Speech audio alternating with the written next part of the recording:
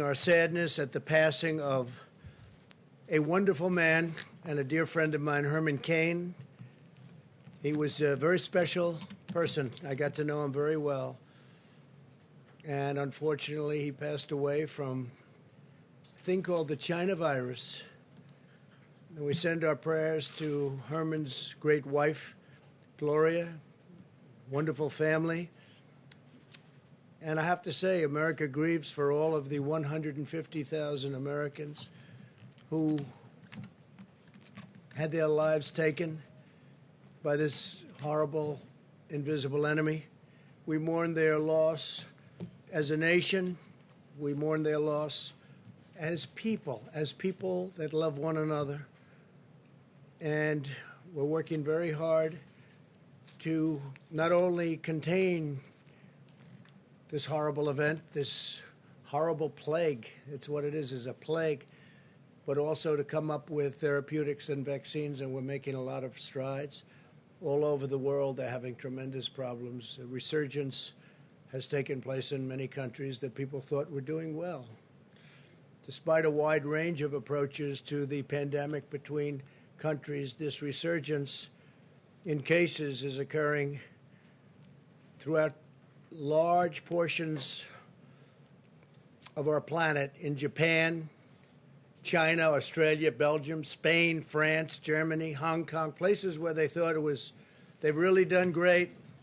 It came back, and in a couple of cases came back very strongly. The virus was said to be under control, but new cases have risen very significantly once again. So when you think somebody's doing well, sometimes you have to hold your decision on that. You have to hold your statement. Since the beginning of June, daily new cases have increased by a factor of 14 times in Israel, 35 times, that's 35 times in Japan, and nearly 30 times in Australia, just to name a few. These were countries that were doing incredibly well. Leadership was being praised. Latin America now leads the world in confirmed infections. And with the scarcity of testing in Latin America, the true numbers, you have no idea what they might be. And I can say scarcity of testing almost anywhere except for our country. This disease is highly contagious and presents unique challenges to our border states. Meanwhile, states like California, Washington State, Maryland, Virginia, Nevada, Illinois, Oregon, and many others, they were thought to be doing well, and they had a big resurgence and were hit very hard. And governors that were extremely popular are not so popular anymore. They were held up as models to follow, and then they got hit. Now, I'm not even saying it's their fault. It's probably not their fault. It's just the way it is. That's the way it is. Highly infectious, one of the most infectious diseases that anybody has ever seen. Not since 1917, over 100 years ago, has anyone seen anything like what we're witnessing now. But these states have also seen the virus substantially rebound, and again, no one is immune. No one is immune. These facts illustrate the imposing determinant, and it is a determinant that a blanket shutdown to achieve a temporary reduction in cases is certainly not a viable long-term strategy for any country. People are starting to understand the disease now. We certainly have understood a lot about the disease that we didn't have any idea. Nobody ever saw anything like this. The primary purpose of a shutdown was to flatten the curve, ensure sufficient hospital capacity, and develop effective treatments and therapies to reduce mortality. And we've done that, but it can come rearing back when you least suspect it. We did the right thing initially. We saved millions of lives. What we did the right thing. But a permanent shutdown would no longer be the answer at all. A small shutdown of certain areas, but we don't want to do that. Small shutdowns can be very helpful, but not for long periods of time. We understand what we're dealing with now, but it's a very complex situation. And I can only say, thank heaven that we are so advanced in what we're doing in terms of vaccines and therapies. We now know a great deal about the virus and how to treat it and who it targets. Almost half of the deaths come from less than 1% of our population. Think of it, half of the deaths, really a tremendous number, half of the deaths come from less than 1% of our population, those living in nursing homes and assisted living facilities. The average age of those who die from the illness is 78. We've announced very strong measures to protect those who are most vulnerable. The scientific path forward is to protect those at highest risk while allowing those at lower risk to carefully return to work and to school with appropriate precautions. I'm once again urging the American people to protect their dear family and friends and anybody who's elderly, especially if somebody's elderly and they have heart problems, if they have certain illnesses. Diabetes is a very bad one, having to do with what we're discussing. But you want to protect the elderly and socially distance. Wear a mask if you cannot socially distance, and practice vigorous hygiene. Everyone, even healthy young people, should be taking extraordinary care to avoid infecting those at the highest risk from this terrible disease. The elderly and those with chronic health issues have to be protected. In the current hotspots across the Sun Belt, the data is showing very encouraging signs. Arizona, in particular, has crossed an important threshold. For every person with the virus, we're now seeing an average of less than one additional person infected, and the numbers are coming down and coming down very substantially. They're starting to come down in Florida. Arizona is really leading away. I was in Texas yesterday, and they're starting to come down significantly, we believe, in Texas. Need another few days to figure that one out, but it looks like they're coming down very significantly. Earlier today, I visited the Red Cross headquarters to discuss plasma therapy, which is a tremendous thing that they're looking at, and they have a lot of experience with it. Potentially life-saving treatments that infuse sick patients with powerful antibodies donated by those who have recovered successfully from this disease. More than 2 million Americans have recovered from the virus, and today we're asking them to visit coronavirus.gov, and volunteer to donate plasma. We need plasma. It's something that's been very effective, and we need plasma from those that were infected and successfully recovered, as most people do. Most people do. Plasma is one of the many promising treatments my administration is accelerating. We've secured over 90% of the world's supply of remdesivir, which is terrific, an encouraging antiviral drug that can effectively block replication of the virus. We've also approved the use of the widely available steroid, which has been very successful, dexamethasone, which has shown success even in patients at more advanced stages of the disease. On July 17th, we announced a $450 million agreement with Regeneron to build manufacturing plants and hundreds of thousands of doses of its antibody treatment, which is currently in late-stage clinical trials, moving along very rapidly. That's Regeneron. As a result of such significant strides in treatment, the mortality rate in those over the age of 18 is 85% lower than it was just in April. So in a very short period of time, think of that, just 85% lower than it was in April.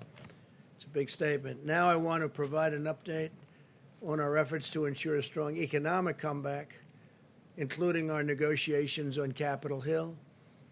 Throughout this crisis, my administration has taken the most aggressive action in history to rescue American workers. We love our American workers. And we've set records on job creation, records 2 months in a row. We enacted a $3 trillion economic relief package. The Paycheck Protection Program alone saved over 50 million jobs. We delivered $300 billion to direct cash payments to Americans. We approved $500 billion for our hardest hit industries. $500 billion. We allowed struggling homeowners to reduce or defer their mortgage payments, and we put a nationwide moratorium on evictions from federally backed properties. It was a big thing, very big thing. We also suspended student loan payments for 6 months, and we're looking to do that additionally and for additional periods of time. As a result of these extraordinary steps by the administration, we added a record 7 million jobs in the 2 months past alone. To ensure this comeback continues, which we think it will, we had great foundation to build on. We were the strongest country in the world, nobody close. We were outdoing everybody from China. If you remember, for many years you heard that in 2019 China would surpass the United States. Well, it didn't. We gained on them very significantly. We took it to a level that nobody's ever seen, 2019, and we'll be back there very shortly. It won't take very long based on everything that we're seeing. It's not going to take very long. I think next year is going to be an excellent year, maybe one of our best years ever from an economic standpoint. We can never, ever forget the people that have been lost, and we never will. We'll never forget them, never forget what happened. This could have been stopped in China. They should have stopped it, and they didn't. But I'm asking Congress to pass additional legislation to support Americans in need. First, we want a temporary extension of expanded unemployment benefits. This will provide a critical bridge for Americans who lost their jobs to the pandemic through no fault of their own. This was not anybody's fault from the standpoint of jobs. It happened. Terrible thing happened. Could have been stopped. It happened. I want to thank Senate Republicans for fighting to extend unemployment benefits today in the face of very strong Democrat obstruction, which I'm surprised at, because this is great for our country and it's great for our workers, and it wasn't our workers' fault. Second, we're asking Democrats to work with us to find a solution that will temporarily stop evictions. We do not want people who have lost their jobs due to the virus to be evicted from their homes or apartments. We don't want that to happen. Third, we need Democrats to join us to pass additional economic relief payments for American citizens, like the payments sent directly to 160 million Americans earlier this year, which was a tremendously successful program. This money will help millions of hardworking families get by. My administration is also asking Democrats to work with us to pass $105 billion to help schools safely reopen. Children are not at the lowest risk. If you look at what's going on, the younger, the better. Amazing, the immune system. But children, the lower they are in age, the lower the risk in terms of the age group itself. I tell the story that in New Jersey, with thousands and thousands of people dying, sadly dying, the governor was telling me that only one, Phil Murphy, only one died under the age of 18. That's incredible. With thousands of people that died in the state of New Jersey, one made an impact. One died under the age of 18. Children are at the lowest risk of any age group from the virus. Indefinite school closures will inflict lasting harm to our nation's children. We must follow the science and get students safely back to school while protecting children, teachers, staff, and family. We have to remember that there's another side to this. Keeping them out of school and keeping work closed is causing death also. Economic harm, but it's causing death for different reasons, but death. Probably more death. If governors do not want to open the public schools, the money should go to parents so they can send their children to the school of their choice. So We say if a school doesn't want to open or if a governor doesn't want to open, maybe for political reason and maybe not. But there is some of that going on. The money should go to the parents so they can send their children to the school of their choice. If schools stay closed, the money should follow the students so families are in control of decisions about their sons and daughters, about their children. But to pass a bill, Democrats must reject the extreme partisan voices in their party. They have tremendous voices. They're looking at November 3rd. And probably a day later, they'll say, let's open up the country. But the Democrats have to reject the extreme partisan voices in their party so that we can get our country going even quicker than it's going right now. We have a lot opening, and we have a lot of states that you thought were doing pretty poorly from the standpoint of the virus, and they're actually coming back very strong. This pandemic has underscored the importance of economic policies that put American families and workers first. Got elected on the fact that I put America first. For many, many decades, in my opinion, we put America last. If you look at the crazy, horrible, disgraceful trade deals that we've watched for many years destroy our country. NAFTA, we terminated it. We have USMCA now, which is a great deal, and our farmers are doing really well despite the pandemic. But we put America first, America's families first, and America's workers first. But that means bringing jobs and factories back to our shores, reducing unnecessary regulations, and creating new training opportunities for jobs and for the future. We've cut regulations at a level that no president has ever cut regulations. And we've cut taxes more than any president in the history of our country. Americans always rise to the challenge, and we will emerge more resilient, more self-reliant, more independent, and more prosperous than ever before. So I just want to thank you all, and if you'd like, we'll take a few questions. Steve, please. Are you going to launch an effort to try to delay the election, or was that just a trial balloon this morning? Well, what I want to explain to people, but it doesn't need much explanation. I mean, you look at article after article, New York's mail vote disaster. Tens of thousands of mail ballots have been tossed out in this year's primaries. What will happen in November? It's a mess. This is done by Washington Post. Can you believe it? The Washington Post of all papers. Fake news, but in this case, it's not fake. It's true. This is done by the Wall Street Journal. Here's another one. Vote by mail experiment reveals potential problems within postal voting system ahead in the November election.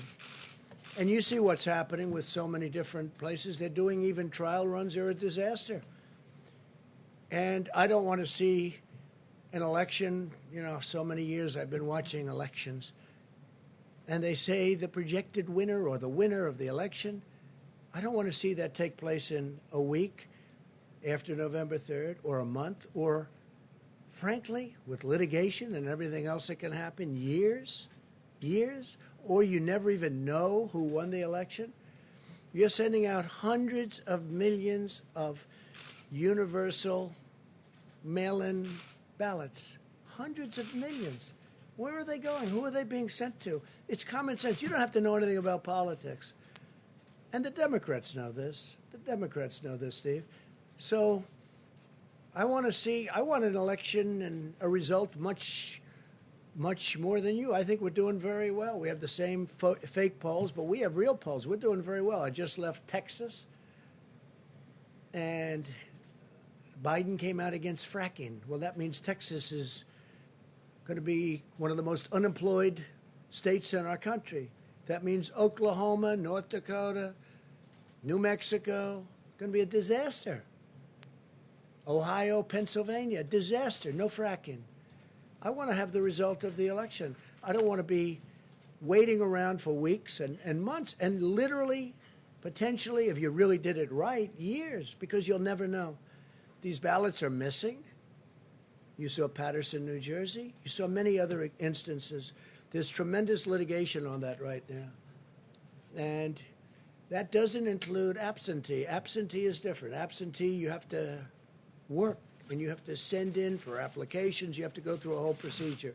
Like, for instance, I'm an absentee voter because I can't be in Florida because I'm in Washington. I'm at the White House. So I'll be an absentee voter. We have a lot of absentee voters, and it works. So we're in favor of absentee, but it's much different than millions of people. In California, they're going to send out tens of millions of voting forms. Well, where are they going to go? You read where postmen are in big trouble now.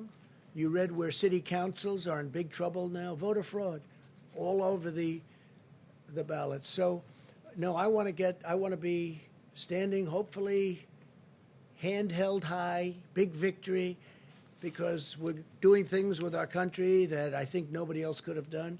Our country is, despite this pandemic, which is devastating the rest of the world, by the way, devastating. One of the articles that came out was the world's COVID resurgence. This is the Wall Street Journal editorial, the main editorial yesterday in the Wall Street Journal. I don't always agree with them, but they have the world's COVID resurgence, countries hailed as models to see, and then they go, the virus returns at a level like they haven't even seen. We've been giving praise to certain countries, and the virus has now come to them like the first time. But it's a very interesting, and it talks about many countries where everybody was holding them up and saying what a great job they did. Well, it's just one of those things. Didn't work out so well. So we want to have an election. I'd love to see voter ID. But this is the opposite of voter ID. The Democrats love it. The Republicans hate it. We all agree that absentee voting is good. Mail-in ballots will lead to the greatest fraud. You know, we talk about Russia, Russia, Russia for 2.5 years, and then they found nothing, and there was nothing. But they talk Russia, Russia, Russia. They talk China. They talk all of these countries. They say they get involved in our elections. This is easy. You can forge ballots. This is much easier for foreign countries. Go ahead, Steve. But delaying the election is probably a non-starter. Wouldn't you agree with that? I just feel I don't want to delay. I want to have the election. But I also don't want to have to wait for 3 months and then find out that the ballots are all missing and the election doesn't mean anything. That's what's going to happen, Steve. That's common sense. And everyone knows it. Smart people know it. Stupid people may not know it. And some people don't want to talk about it. But they know it. And no, we want to have an election where people actually go in and what's your name? My name is so-and-so. Boom, you signed the book like I've been doing for years. It's very, very unfair to our country. If they do this, our country will be a laughingstock all over the world because everyone knows it doesn't work. How many ballots is he sending in California? Is it 28 million or some massive number? Other states are sending out millions and millions of ballots. Well, they've done it. They had experiments. They had news organizations experimenting. And look, read the story in the Washington Post about mail-in voting. It's a disaster. I'm very surprised to see that story, frankly, from them. The story is a disaster. So we're asking for a lot of trouble. And no, do I want to see a date change? No. But I don't want to see a crooked election. This election will be the most rigged election in history if that happens, John. So, Mr. President, you said that you don't want to see a delay in the election, but then it looks like the process of these mail-in ballots is going to continue to November the 4th. Well, we have many court cases, John. We have one that's been filed for a while now in western Pennsylvania, as an example, on mail-in ballots. And by the way, John, we give tremendous examples, numbers of examples of all the fraud and all of the things that have taken place with respect to mail-in ballots. I'm just wondering, is the net effect of what you tweeted this morning and what you're talking about now to cast doubt on the results of the November 3rd election? Well, it's had an interesting impact. I didn't know it was going to be the impact it had. What people are now looking at is, am I right? But not me. Are all these stories right about the fact that these elections will be fraudulent, they'll be fixed, they'll be rigged? And everyone's looking at it. And a lot of people are saying, you know, that probably will happen. Please, Jennifer. Mr. President, to break the logjam in Congress, and to prevent that unemployment insurance from lapsing? What do you plan to put on the table tonight? Well, it's a great question. I can't tell you, though, because that wouldn't be very smart from a negotiating standpoint. But we'll be putting certain things on the table. We want to get money to people. It wasn't their fault. And we want to get money to people, and it has to be substantial. It's not their fault what happened.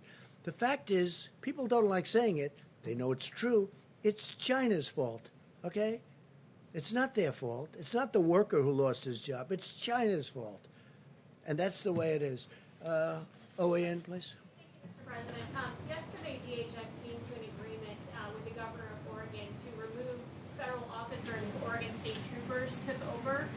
Mayor Ted Wheeler was noticeably absent from that agreement. Are you confident, sir, that the state of Oregon will be able to quell the protests in Portland? And if the violence does continue, would you consider redeploying federal troops? So our people have done, Homeland Security have done a fantastic job. They went to Oregon a little more than a week ago. The place was a mess. The city, Portland, was just a disaster. You see it, and a lot of people weren't reporting it right. They tried to pretend it was a protest as opposed to anarchists and agitators. You understand what I'm saying. It's a mess. They went there a short while ago, and they saved a federal courthouse that costs hundreds of millions of dollars. And they put a ring around the courthouse, and they saved it. But the group that's there is basically meant to save buildings. And they were very strong, very powerful. And they didn't come out too often out of this cocoon that they built in order to save these very expensive, valuable, and psychologically important buildings, right, like courthouses. The governor and the mayor, we've been dealing with them, and we think they don't know what they're doing, because this should not have been going on for 60 days. It's not our job, unless in case of emergency, which I consider now to be an emergency, it's not our job to go in and clean out the cities. That's supposed to be done by local law enforcement. Yesterday, the governor worked a deal where they'll do it. We'll stand by, they'll do it, and that's good. Well, it was very good, but she didn't report it that way. What she reported was totally different. She said, I think Trump wants to take over the country. It's crazy. So what happened is our people are staying there to see whether or not they can do it today and tomorrow. And if they don't do it, we will send in the National Guard and we'll take care of it. And we're telling right now these protesters, and many should be arrested, because these are professional agitators, these are professional anarchists, these are people that hate our country. We're telling them right now that we're coming in very soon. The National Guard, a lot of people, a lot of very tough people. And these are not people that just have to guard the courthouse and save it. These are people that are allowed to go forward and do what they have to do. And I think that makes the governor's job and the mayor's job a lot easier. So they're working today and probably tomorrow to clean out this beehive of terrorists. And if they do it, I'm going to be very happy. And then slowly we can start to leave the city. If they don't do it, we'll be sending in the National Guard. Please. Mr. Trump, given what's happening with Major League Baseball and now today the Rutgers football team is quarantined, how can you assure people that schools will be safely reopened? So can you assure anybody of anything? I do say, again, young people are almost immune to this disease. The younger, the better. I guess they're stronger. They're stronger. They have a stronger immune system. It's an incredible thing. Nobody's ever seen this before. Various types of flu will hurt young people more than older people. But young people are almost immune. If you look at the percentage, it's a tiny percent of 1%. It's a tiny percent of 1%. So we have to have our schools open. We have to protect our teachers. We have to protect our elderly. But we do have to have our schools open. Mr. President? Yeah, please, go ahead. Mr. President, a week ago you said we are in the process of developing a strategy that's going to be very powerful involving the coronavirus. Where is that strategy? Well, I think you're seeing it, and I think you will see it. And one of the things that we've done that we're getting, it hasn't been utilized fully yet, but we're all set to march when it comes to the vaccine. We have great therapeutics that are testing very well, and we have great vaccines from incredible companies, Johnson & Johnson and Pfizer and Merck and all of these great companies, and they're doing very well. And the delivery system is all set.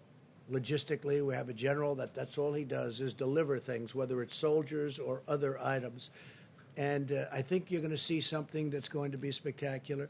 The FDA has approved things at a rate that's a tiny fraction of what it would take during another administration, let's say. We are way ahead on vaccines, way ahead on therapeutics, and when we have it, we're all set up with our platforms to deliver them very, very quickly. The vaccines are doing well, the therapeutics are doing well, and we're all set to deliver them as soon as we have them, and that's going to be very soon. Thank you very much. Thank you. Are you concerned?